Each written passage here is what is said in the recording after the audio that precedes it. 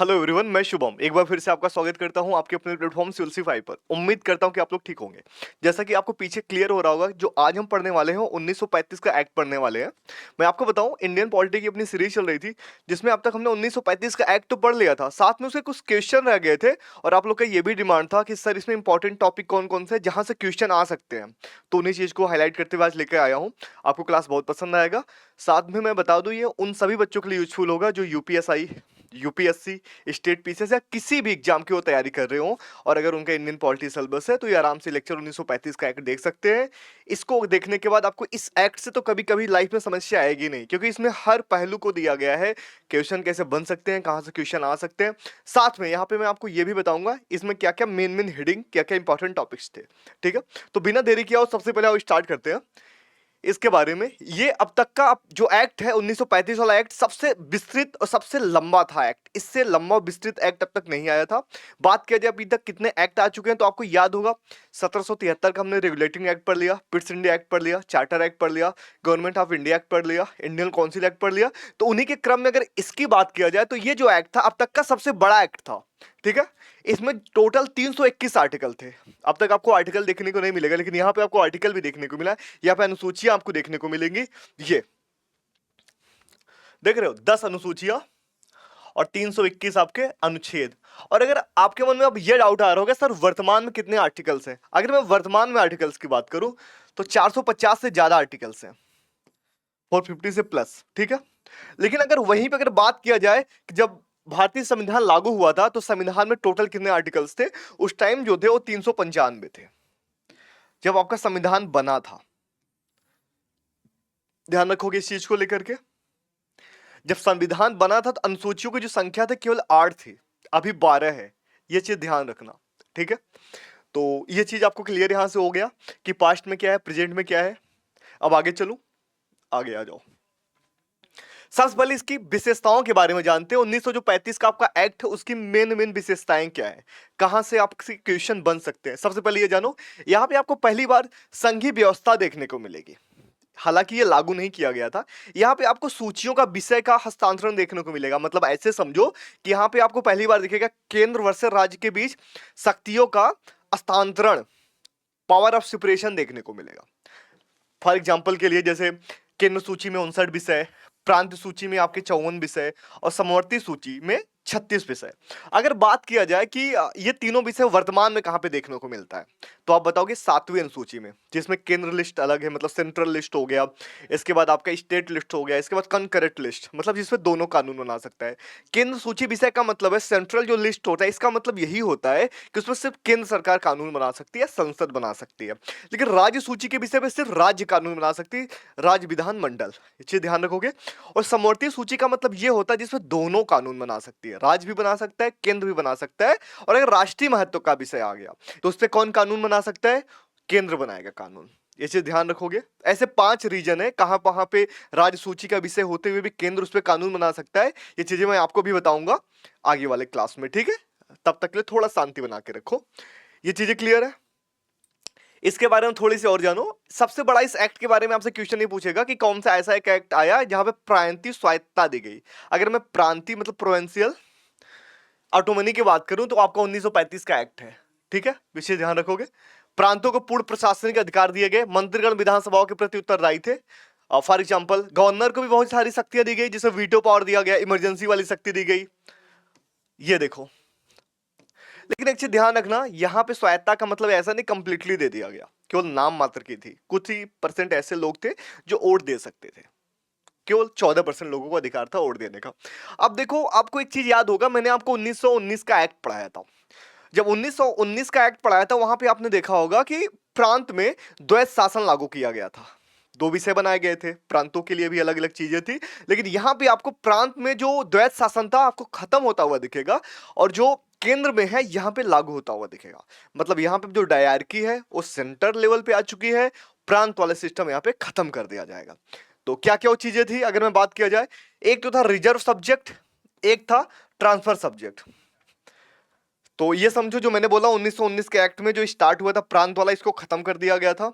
और अगर वहीं पे बात किया जाए कि जो रिजर्व सब्जेक्ट था वो किसके अधीन था, वो गवर्नर जनरल के अधीन था। और अगर मैं बात करूं ट्रांसफर सब्जेक्ट की, वो भारतीय जो मंत्रीगण थे उनके अधीन था। इतनी चीज क्लियर रखो अच्छे से, एक बार पीपीटी अच्छे से देख लो। यहाँ पे मेन मेन क्या बातें रही, सबसे बड़ी बात तो ये रही कि गवर्नर के लिए यहाँ पे वीटो पावर दिया गया। हालांकि पहले भी मिले हैं, पर यहाँ पे अत्यधिक दिया गया। यहाँ पे लिमिटेड पावर नहीं दिया गया, यहाँ में एक्सेस अत्यधिक पावर दिया गया। ठीक है। और दूसरी चीज आपको देखने को मिलेगा, ये अब आपातकालीन भी लागू कर सकता है, इसके पहले आपातकाल का प्रबंध नहीं देखने को मिलेगा। इतनी चीज क्लियर है। और तीसरी बात मैंने आपको क्या बताई, डायरकी के बारे में। द्वैध शासन, द्वैध शासन में क्या देखा था, पहले क्या होता था, पहले प्रांत में लागू किया गया था, लेकिन यहां पे जो लागू किया गया वो केंद्र में लागू किया गया है। इतनी चीज खूब अच्छे से क्लियर है। अगर क्लियर है तो आगे बढ़ जाओ। अब देखो यहां पे आपको दो सदन देखने को मिलेगा। पहली बार क्या होगा कि द्विसदनी विधायिका देखने को मिलेगी। इसके पहले आपको द्विसदनी विधायिका नहीं देखने को मिला था, जिसका नाम था, पहले का नाम था काउंसिल ऑफ स्टेट, जिसको हम अपर हाउस बोलते थे। अपर हाउस का मतलब आज के समय में लोकसभा नहीं, राज्यसभा। अपने यहाँ का जो लोग आपके मन में आता होगा कि लोकसभा बड़ा है, ये है वो है, तो उसको अपर हाउस बोलते होंगे, तो ऐसा बिल्कुल नहीं है। लोअर हाउस का मतलब होता है लोकसभा, अपर हाउस का मतलब होता है राज्यसभा। इतनी चीज खूब अच्छे से क्लियर रखोगे। अगर इतनी चीज क्लियर है तो इसको समझो। अब काउंसिल ऑफ स्टेट किसको बोलते थे, ऊपरी सदन को, और फेडरेशन असेंबली बोलते थे निचले सदन को। इसमें जो मेंबर होते थे कुछ चुने जाते थे, कुछ नामित किए जाते थे, मतलब कुछ सेलेक्ट कुछ नॉमिनेटेड। इतनी चीजें क्लियर है, खूब अच्छे से देख लो। अगर क्लियर हो तो आगे बढ़ो। अब देखो, आपको अच्छे से एक चीज याद होगा, मैंने आपको बताया था कि जब 1909 का एक्ट में पढ़ा रहा था, वहां पे क्या हुआ था, मुस्लिम लीग की स्थापना हो चुकी थी उससे 5-6 साल पहले। आपको अच्छे से याद है, जब वहां पे मुस्लिम लीग की स्थापना हो चुकी है, तो आपने देखा होगा कि मुसलमानों के लिए एक अलग से निर्वाचक मंडल बनाया गया था, पृथक निर्वाचन मंडल। वो केवल मुसलमानों तक ही सीमित था, मुस्लिम के लिए। लेकिन यहां पे आपको सभी धर्मों के लिए मिलेगा। फॉर एग्जाम्पल, मुस्लिम के लिए तो था ही, सिख के लिए आपको देखने को मिलेगा, ईसाई के लिए देखने को मिलेगा, और एंग्लो इंडियन के लिए देखने को मिलेगा। साथ में आपको दलित के लिए भी देखने को मिलेगा। दलित का मतलब डिप्रेस्ड क्लासेज। ठीक है। अब इसका मतलब यह था डिवाइड एंड रूल। अब क्या हुआ, देश धीरे धीरे आप देखो कि धर्म में बढ़ता चला जाएगा। तो मेन उनका जो मकसद था यहां पे अंग्रेजों का पूरा हो रहा था। चीज क्लियर है। फिर से इसको समरी याद करो, मैंने क्या बताया। 1909 के एक्ट में मैंने आपको बताया मुसलमानों के लिए एक पृथक निर्वाचक मंडल बनाया गया था। क्यों? क्योंकि उसके कुछ ही साल पहले मुस्लिम लीग की स्थापना हो चुकी थी। ठीक है।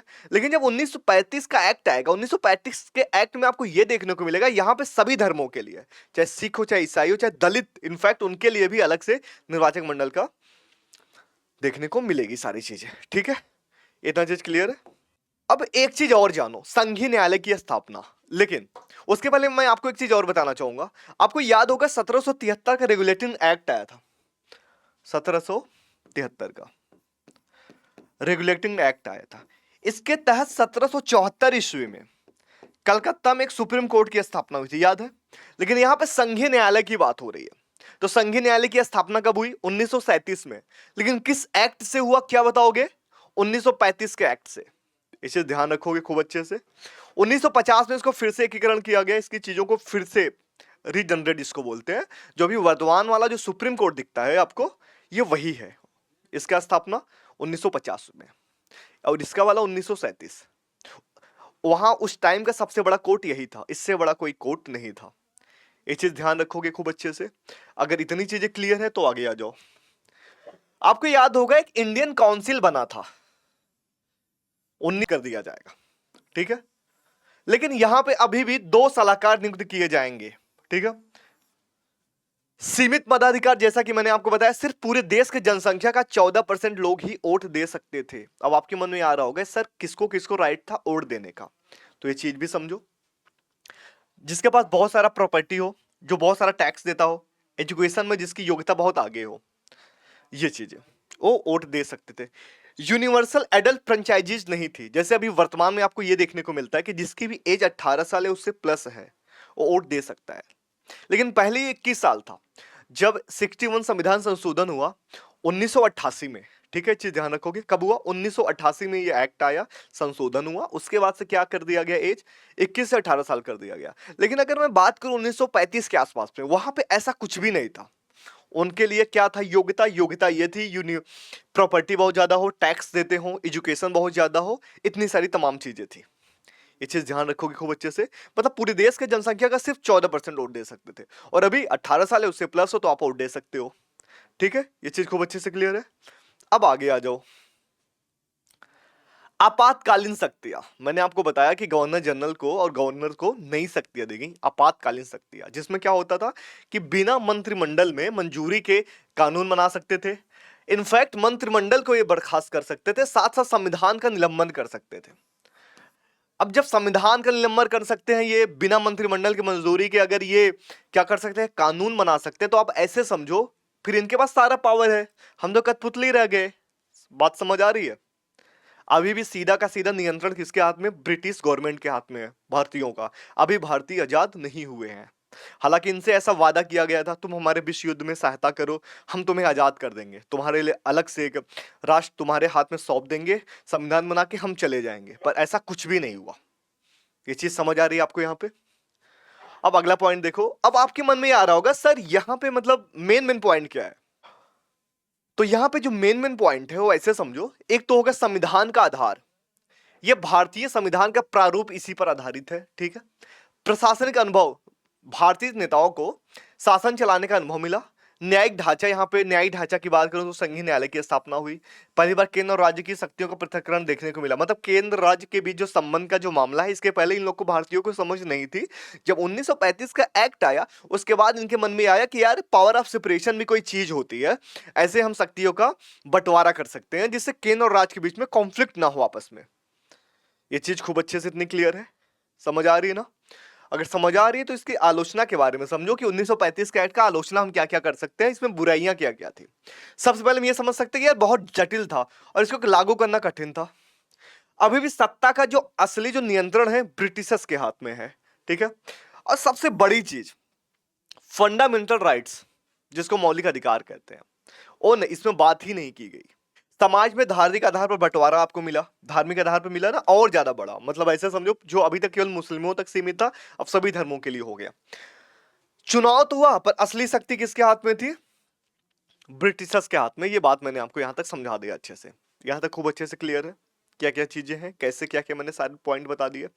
अगर आपको ये समरी अच्छे से तैयार हो गया हो तो इसके आगे आओ एमसीक्यू करते हैं। पर उसके पहले एक बार और आपको बता दूं एग्जाम पॉइंट ऑफ व्यू से क्या क्या इंपॉर्टेंट है। ये देखो कि डायरकी सिस्टम पहले समझते हैं। यहां पे कहां पे स्टार्ट किया गया? प्रोविंस में, यहां पे सेंटर में, मतलब यहां पे प्रांत में किया गया, यहां पे केंद्र में किया गया। फेडरल जो आपका स्ट्रक्चर है, संघीय जो व्यवस्था है, ये ना तो यहां पे देखी, यहां पे थी पर इंप्लीमेंट नहीं हो पाया। और अगर मैं बात करूं कि प्रांतों की स्वायत्ता की बात, फ्रीडम की बात की जाए, तो 1919 के एक्ट में नहीं था, 1935 के एक्ट में हुआ। ठीक है। फ्रेंचाइजी जो आपको मैंने वोट देने का राइट्स बताया, यहां पे बहुत लिमिटेड था, पर यहां पे एक्सपैंड तो हुआ, पर यूनिवर्सल नहीं हुआ। अगर मैं द्वि विधानमंडल की बात करूं, सदन की, जो मैंने आपको बताया upper house and lower house के बारे में, तो यहां पे केवल कुछ प्रोविंसेस में थे, पर यहां पे आपको देखने सेंट्रल लेवल पे देखने को मिलेगा। और इमरजेंसी का पावर यहां पे लिमिटेड थे, यहां पे अब्सोल्यूट कर दिए गए। ठीक है। इतनी चीजें खूब अच्छे से क्लियर है। ये कंपेरिजन था, परेशान नहीं होना, इसका पीडीएफ मैं प्रोवाइड कर दूंगा अपने टेलीग्राम चैनल पे। ठीक है। टेलीग्राम चैनल पे जुड़ जाना, और अगर चैनल पे नए हो तो जरूर सब्सक्राइब कर लेना। ठीक है। अब आगे आ जाओ, एग्जाम पॉइंट ऑफ व्यू से क्या क्या इंपॉर्टेंट है। पहले ये एक्ट कब बना? 35 में। इंप्लीमेंट कब हुआ? 37 में। किस बेस पे आया था? साइमन कमीशन के बेस पे आया। आपको याद होगा एक साइमन कमीशन आया था और एक आया था गोलमेज सम्मेलन। ये टोटल 3 हुए थे, 1929, 1930 और 1931 में। टोटल 3 हुए थे। ठीक है। ये दोनों आधार थे। अगर मैं बात करूं अब तक का सबसे बड़ा एक्ट क्यों है, क्योंकि इसमें 321 आर्टिकल है और कितनी अनुसूचियां हैं? 10 आपके। इंप्लीमेंट्स क्या नहीं हो पाया? Federation system. सेपरेशन क्या रहा इसमें? सबके लिए कर दिया गया, आल्सो दलित के लिए भी, धर्म के साथ साथ। और अगर मैं बात करूं कोर्ट का सेटअप कब हुआ? 1937 में। ये सारी चीजें यहां पे लिखी हुई है। अगर वोटिंग राइट की बात करूं तो 14% पूरे इंडियंस का। ये चीज यहां तक खूब अच्छे से क्लियर है, देख लिया, समरी तैयार है खूब अच्छे से। अब आओ एमसीक्यू की तरफ। आपसे क्वेश्चन क्या पूछ सकता है, क्वेश्चन बन क्या सकता है? इसमें कह रहा निम्नलिखित में से कौन सी विशेषता 1935 के भारत सरकार अधिनियम में शामिल नहीं थी? देखो, आपने मेरी क्लास देख ली, अब अच्छे से तैयार करो, सोचो अपने मन से क्या क्या नहीं था। द्विसदनीय विधानमंडल था, बिल्कुल था, मैंने आपको अभी बताया। संघीय न्यायालय बिल्कुल था, मैंने आपको अभी बताया। अखिल भारतीय संघ भी था, लेकिन आपको याद होगा यूनिवर्सल एडल्ट फ्रेंचाइजीज नहीं था। क्यों नहीं था? क्योंकि कुछ ही लोग को आपको यहाँ पे वोट देने का राइट्स मिला हुआ था। अगर कुछ ही लोग को वोट देने का राइट्स मिला हुआ है तो उस हिसाब से यहाँ पे तीसरा नंबर का ऑप्शन सही हो जाएगा। ठीक है, ये आपका आंसर है। ठीक है, ध्यान रखोगे, ये आपका आंसर है सी नंबर का। अब अगले क्वेश्चन की तरफ आ जाओ। अगला क्वेश्चन क्या कह रहा है? अगला क्वेश्चन कह रहा है कि भारत सरकार अधिनियम 1935 के अंतर्गत संघ सूची में कितने विषय थे? देखो, अभी कुछ देर पहले मैंने आपको बताया संघ सूची का विषय, राज्य सूची का विषय। जो संघ सूची का विषय था वो आपका याद होगा 59 था। ऑप्शन नंबर ए आपका सही हो जाएगा। ठीक है, अच्छे से दिख रहा है, क्लियर है ना? कोई डाउट हो कमेंट में पूछ सकते हो, टेलीग्राम चैनल का लिंक होगा, वहां पे डायरेक्ट मुझसे पर्सनली मैसेज करके पूछ सकते हो, कुछ भी डाउट हो। ठीक है, अगले क्वेश्चन की तरफ चलते हैं। अगला क्वेश्चन क्या है? अगला क्वेश्चन कह रहा है कि भारत सरकार अधिनियम 1935 ने प्रांतीय स्तर पर कौन सी महत्वपूर्ण व्यवस्था की? देखो, यहां पे क्वेश्चन समझो क्या कह रहा है। भारत सरकार अधिनियम 1935 वाला जो आया था, प्रांतीय स्तर पर कौन सी महत्वपूर्ण व्यवस्था की? अब 1935 का पूछा हुआ है, ऑप्शन क्या दे रखा है? द्वैत शासन इसने दिया, या फिर स्वतंत्रता दी, या फिर इसने प्रांतीय स्वतंत्रता दी, या फिर आपातकालीन शक्तियां दी। अब आपको अच्छे से याद होगा यहां पे प्रांत की बात हो रही है। अगर प्रांतों में द्वैत शासन लागू करने की बात आई होती तो आप 1919 का एक्ट बताते, लेकिन यहां पे स्वायत्ता की बात करें, ऑटोनॉमी की बात हो रही है, तो आपको याद होगा 1935 के एक्ट में स्वायत्ता दी गई थी। तो आपका ऑप्शन नंबर सी सही हो जाएगा। ठीक है,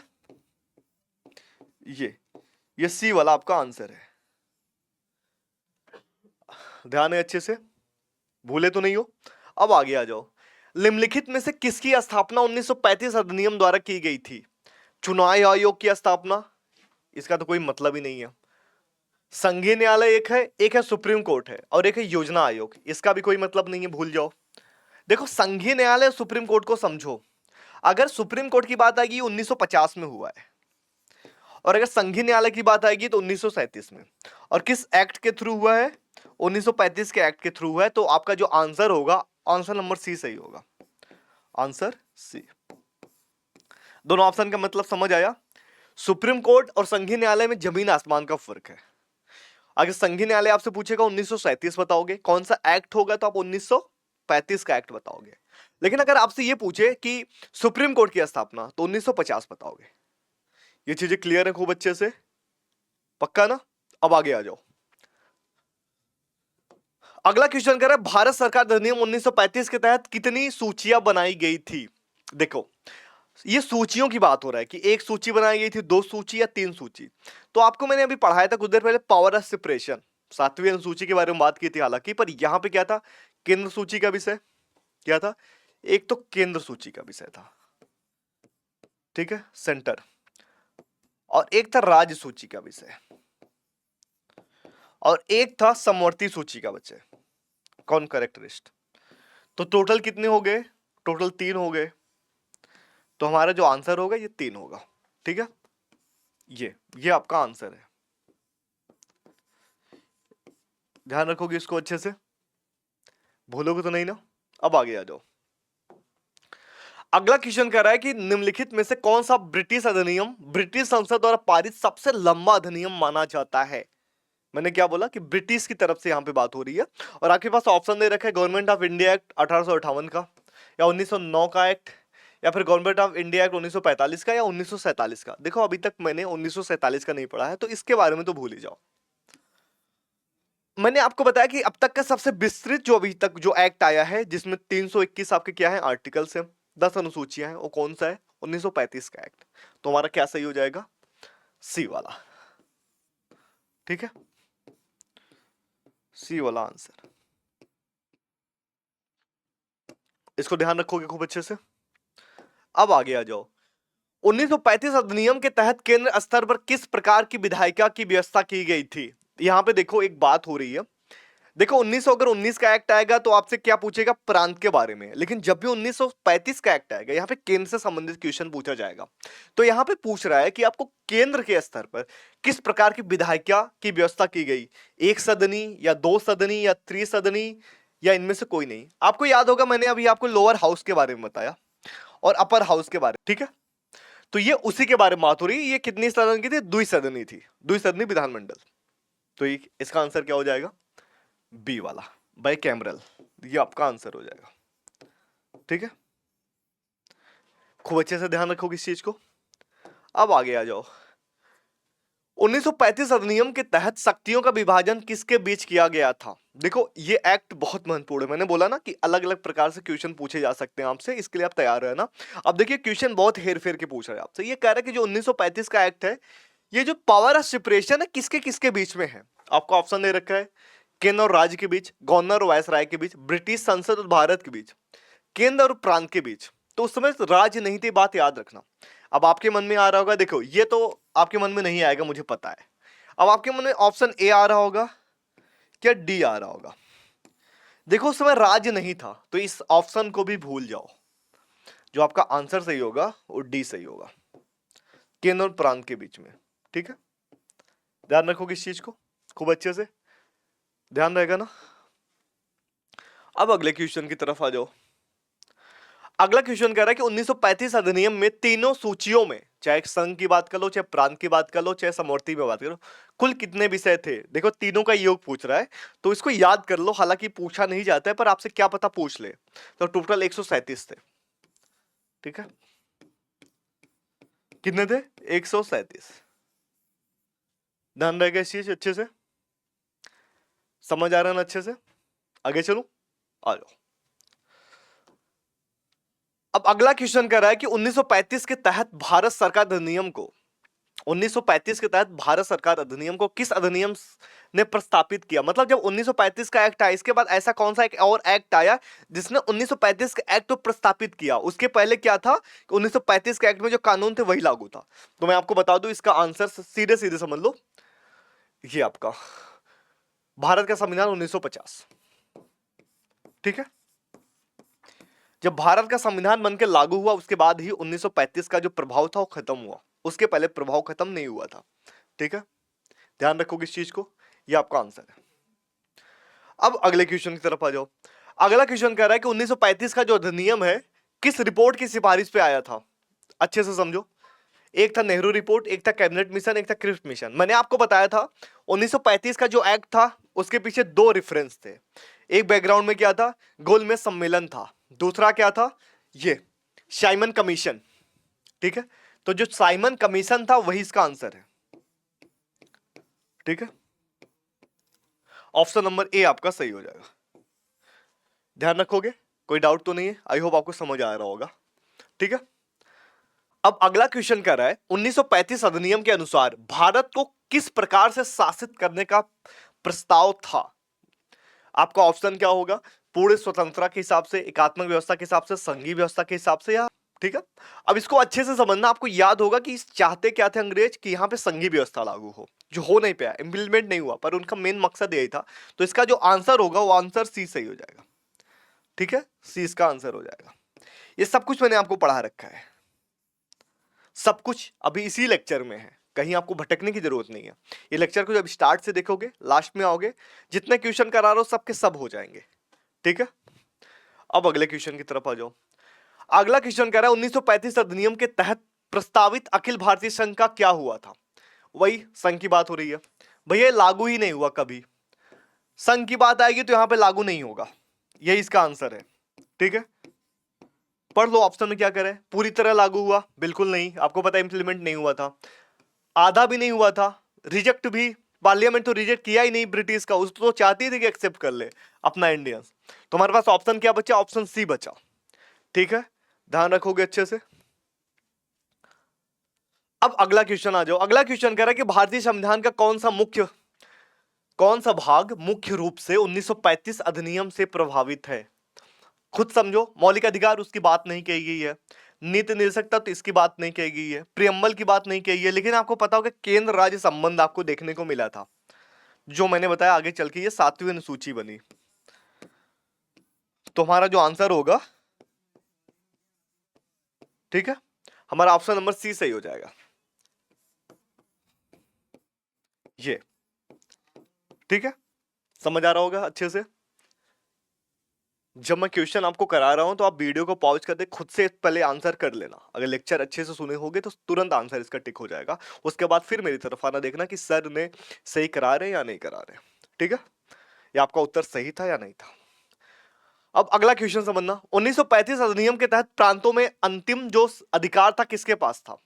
अब मुख्यमंत्री तो था नहीं, राष्ट्रपति तो उस टाइम था नहीं, भारतीय विधानमंडल की स्थापना हुई थी, लेकिन यहां पे जो अंतिम पावर था वो गवर्नर के पास था।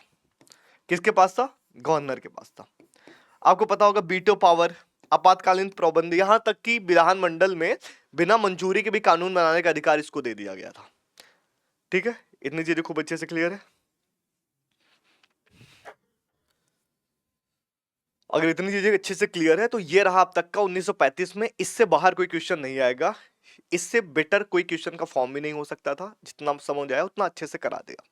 ठीक है, आई होप आपको लेक्चर पसंद आया होगा। लेक्चर के साथ साथ थियरी भी पसंद आया होगा, जो मैंने इसमें थियरी भी था और प्रैक्टिस भी था। और अगर चैनल पे नए हो तो उसको सब्सक्राइब कर लेना, साथ में शेयर कर देना। फिर से मिलते हैं इसके आगे लेक्चर के साथ, तब तक के लिए थैंक यू।